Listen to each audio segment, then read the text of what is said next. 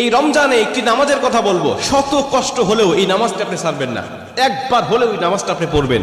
নবীজি এই নামাজের এত গুরুত্ব দিতেন, নবীজি বলেছেন জীবনে একবার হলেও তুমি এই নামাজটা পড়বে। এই হাদিসটি ইবনে মাজাহ শরীফের, তিরমিজি শরীফের এবং আবু দাউদ শরীফের 1297 নম্বর হাদিসের মধ্যে এই হাদিসটা বর্ণনা হয়েছে এই নামাজের কথা।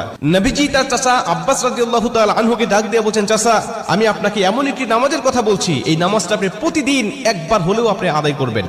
চাচা যদি প্রতিদিন সম্ভব না হয়, অন্তত সপ্তাহে একবার হলেও আপনি নামাজটা পড়বেন। যদি সপ্তাহে সম্ভব না হয়, তাহলে আপনি মাসে অন্তত একবার এই নামাজটা আদায় করবেন। চাচা যদি মাসেও আপনার পক্ষে কষ্টকর হয়ে যায়, বছরে একবার পড়বেন। যদি বছরেও না পারেন, জীবদ্দশায় অন্তত একবার হলেও নামাজটা পড়বেন। কারণ এই নামাজটা এত পাওয়ারফুল নামাজ। এই নামাজটা আদায় করার কারণে আপনার প্রকাশ্যে অপ্রকাশ্যে যত গুনাহ করেছেন, আপনার ইচ্ছায় অনিচ্ছায় যত গুনাহ করেছেন, আপনার অতীত জীবনে যত গুনাহ করেছেন, সব গুনাহ আল্লাহ আপনাকে ক্ষমা করে দেবে। চাচা এই নামাজটার নিয়মটা একটু ব্যতিক্রম। এই নামাজটাকে বলা হয় সালাতুত তাসবিহ। এই নামাজের মধ্যে অতিরিক্ত কিছু তাসবিহ পাঠ করতে হয়।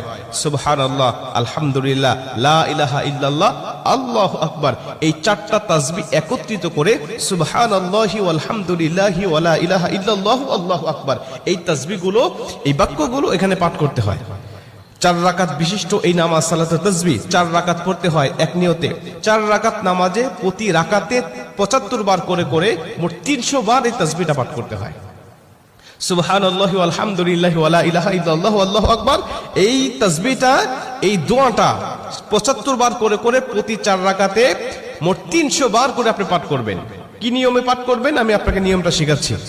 আবু দাউদ শরীফের 1297 নম্বর হাদিসের মধ্যে যে নিয়মটা এসেছে, আমি এই নিয়মটা আপনাকে শেখাচ্ছি। আমাদের সমাজে আর বেশ কিছু মানুষ বেশ কিছু নিয়ম বলে, কিন্তু আমি আপনাকে হাদিস থেকে সরাসরি নিয়মটা জানাচ্ছি। এটা আপনি রেকর্ড করে নেন, খাতা কলম থাকলে লিখে নেন। প্রয়োজনে এটা যেহেতু সোশ্যাল মিডিয়াতে যাবে, ফেসবুক ইউটিউবে যাবে, এটা আপনি সেভ করে নিজ আইডিতে শেয়ার করে রেখে দিবেন, যাতে আপনিও শিখতে পারেন, অন্য মানুষকে শিখাতে পারেন। আপনার শেখানোর কারণে কেউ যদি নামাজটা আদায় করতে পারে, ও যে সওয়াবটা অর্জন করবে, সওয়াবের একটা অংশ আল্লাহ আপনার আমলনামায়ও দান করবে। এজন্য এগুলো মানুষের কাছে ছড়িয়ে দিবেন যত সম্ভব হয়। আপনি প্রথমে যখন নামাজটা শুরু করবেন, নিয়ত করবেন নফল নামাজের নিয়ত।